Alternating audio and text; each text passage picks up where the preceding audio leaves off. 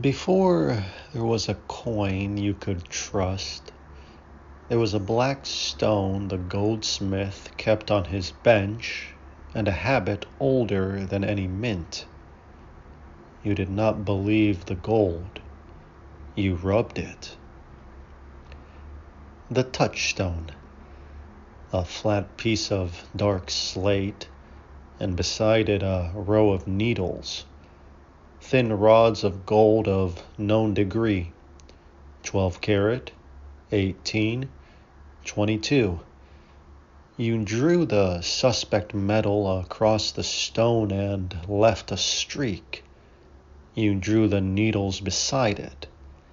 Then you read the colors against each other, and where the streaks matched, there the truth was. Acid, if you wanted to be sure. The stone did not weigh the gold or admire it.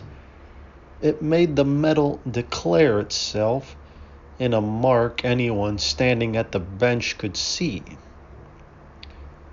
Here is the first thing we have always half missed about that stone.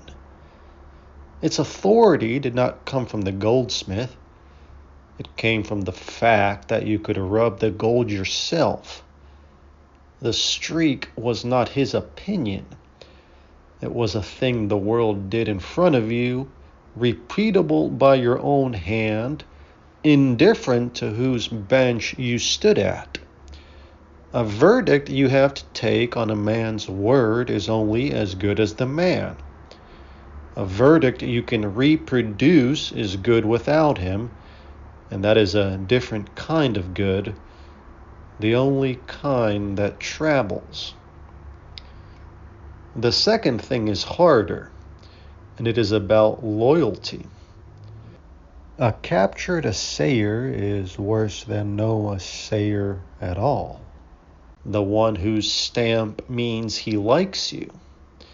Bring him your gold and his patron's gold, and watch the stamp fall soft on the friend and hard on the stranger.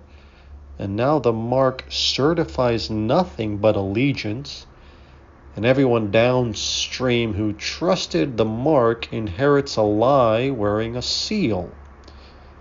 The danger is not that he reads the stone wrong.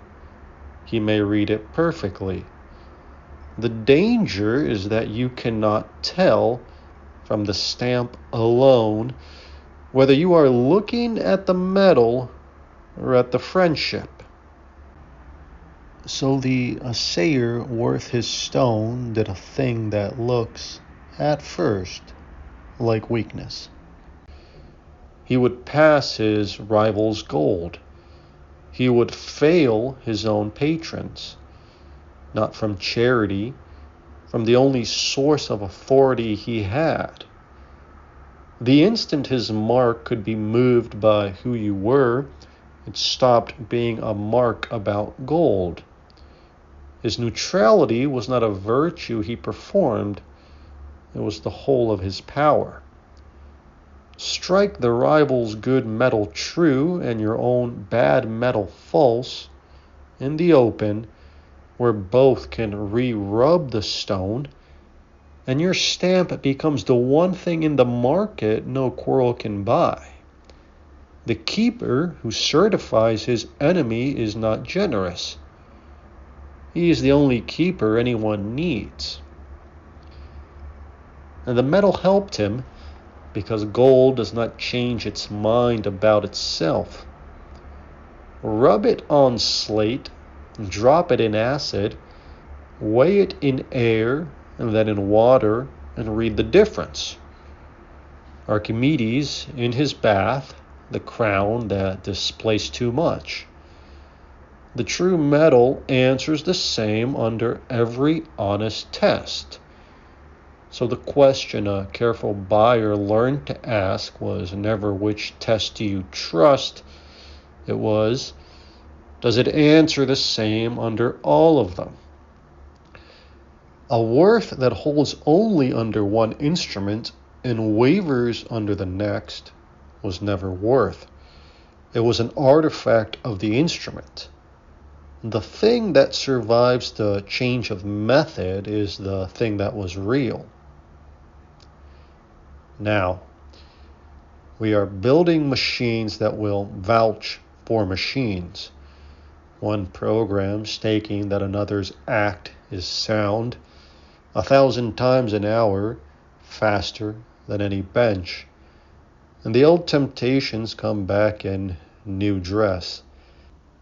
The captured assayer returns as the verifier who passes his own house.